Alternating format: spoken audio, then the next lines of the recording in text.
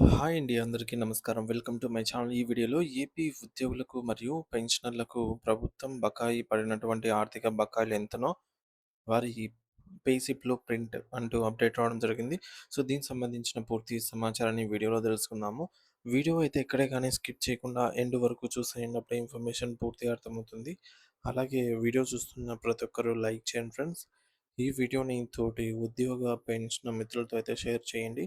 కొత్తగా చూస్తున్న వారైతే మన ఛానల్‌ని సబ్స్క్రైబ్ చేసుకోవడం మర్చిపోకండి.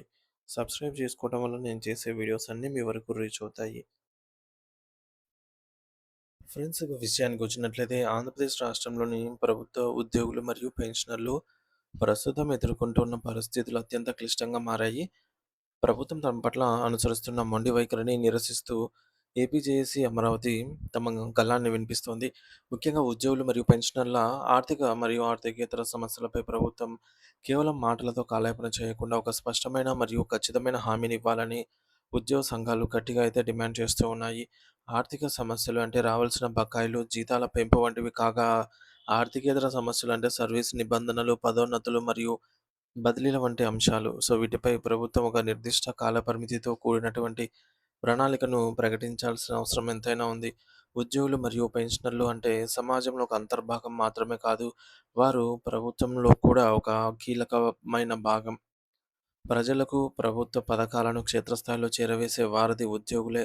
అటువంటి కీలకమైన వ్యవస్థలో ఉన్న వారి సమస్యలను ప్రభుత్వం విస్మరించడం తగదు. అందుకే ప్రజలకు మరియు ప్రభుత్వానికి మధ్య వారధిగా ఉంటూ నిరంతరం శ్రమిస్తూ ఉద్యోగుల వేదనను గౌరవ ముఖ్యమంత్రి గారు స్వయంగా గుర్తించాలి.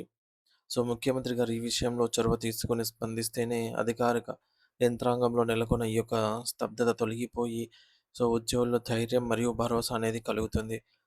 ఏపీ జేఏసీ అమరావతి కార్యవర్గ సమావేశం త్వరలోనే జరుగుతోంది. సో, ఈ సమావేశంలోపు ప్రభుత్వం తమ మొండి వైఖరిని వీడాలని ఉద్యోగ నేతలు కోరుతూ ఉన్నారు. ఈలోగా పెండింగ్‌లో ఉన్న అన్ని ఆర్థిక మరియు ఆర్థికేతర సమస్యలపై ప్రభుత్వం ఒక నిర్ణయానికి రావాలి. కేవలం నిర్ణయం తీసుకోవడమే కాకుండా, గౌరవ ముఖ్యమంత్రి గారు స్వయంగా ఉద్యోగ సంఘాల ప్రతినిధులను చర్చలకు పిలవాలి. ముఖాముఖి చర్చలు జరిగినప్పుడే సమస్యల తీవ్రత అనేది ప్రభుత్వానికి అర్థమవుతుంది మరియు పరిష్కార దిశగా అడుగులు పడతాయి. ఒకవేళ ఈ సమావేశంలోపు ప్రభుత్వం స్పందించకపోతే భవిష్యత్ కార్యాచరణ మరియు ఉద్యమ శాఖలు తీవ్రంగా ఉంటాయని వారు హెచ్చరిస్తూ ఉన్నారు. ప్రస్తుతం చాలామంది ఉద్యోగులకు తమకు రావాల్సినటువంటి బకాయిల విషయంలో కనీస అవగాహన ఉండటం లేదు. ప్రభుత్వం ఎంత బాకీ ఉందో, ఏ ఏ అంశాలకు సంబంధించి నిధులు విడుదల కావాలో తెలియక ఉద్యోగులు సతమతమవుతూ ఉన్నారు. అందుకే ఏ ఉద్యోగికి లేదా ఏ పెన్షనర్‌కు ఎంతెంత మొత్తం బకాయి ఉందో ప్రభుత్వం స్పష్టంగా లెక్కలు తేల్చాలి. ట్రెజరీ ఆమోదం పొందిన వెంటనే సదరు మొత్తం వివరాలు అన్నీ కూడా సీఎఫ్ఎంఎస్ పోర్టల్‌లో మరియు ఉద్యోగుల యొక్క పే స్లిప్స్‌లలో కూడా తప్పనిసరిగా కనిపించేలాగా చర్యలు తీసుకోవాలి. మరి దీనివల్ల పారదర్శకత పెరుగుతుంది మరియు తమకు రావాల్సిన సొమ్ముపై ఉద్యోగులకు ఒక స్పష్టత అనేది వస్తుంది. ఫండ్స్ లేవు అనే సాకుతో కాకుండా టెక్నాలజీని ఉపయోగించి పారదర్శకమైన విధానాన్ని అమలు చేయాలి. ఎన్నికల సమయంలో ఇచ్చిన హామీలు కేవలం ఓట్ల కోసమే కాదని, వాటిని అమలు చేయాల్సిన బాధ్యత ప్రభుత్వంపై ఉంటుందని ఉద్యోగులైతే గుర్తు చేస్తూ ఉన్నారు.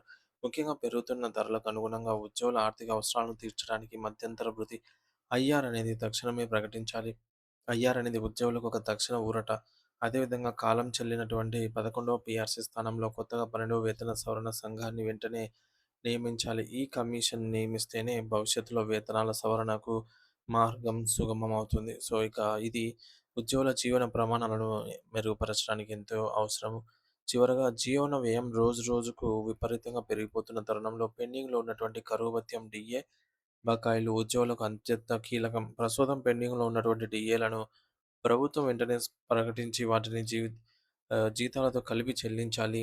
డీఏ అనేది ఉద్యోగి యొక్క హక్కు. అది ప్రభుత్వం ఇచ్చే దానమేమీ కాదు. కాబట్టి ప్రభుత్వం వెంటనే స్పందించి ఉద్యోగుల మరియు పెన్షనర్ల కుటుంబాలలో వెలుగులు నింపాలి అని, లేని పక్షంలో తమ హక్కుల సాధన కోసం ఎంతటి పోరాటానికైనా సిద్ధమని ఉద్యోగ లోకం గట్టిగా అయితే చాటుతోంది.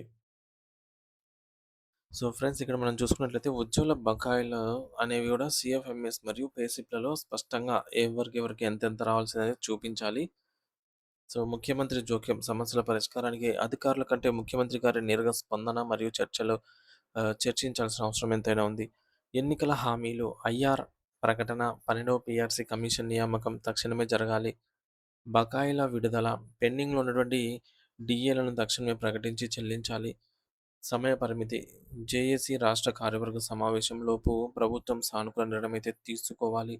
ఆంధ్రప్రదేశ్ ప్రభుత్వ ఉద్యోగులు మరియు పెన్షనర్ల సమస్యలపై ప్రభుత్వం ఒక స్పష్టమైన మరియు అధికారిక హామీనివ్వాలని ఏపీ జేఏసీ అమరావతి డిమాండ్ అయితే చేస్తోంది. సో, ముఖ్యంగా బకాయిల చెల్లింపుల్లో పారదర్శకత ఉండాలని, ఐఆర్ మరియు 12వ పీఆర్సీ కమిషన్‌ను వెంటనే ఏర్పాటు చేయాలని కోరుతోంది. ప్రజల సేవలో నిమగ్నమైన ఉద్యోగుల ఇబ్బందులను ముఖ్యమంత్రి గారు స్వయంగా గుర్తించి వారితో చర్చలు జరపాలని, లేని పక్షంలో రాష్ట్రవ్యాప్త ఉద్యమ కార్యాచరణకు దిగుతామని ఉద్యోగ సంఘాలైతే హెచ్చరిస్తూ ఉన్నాయి.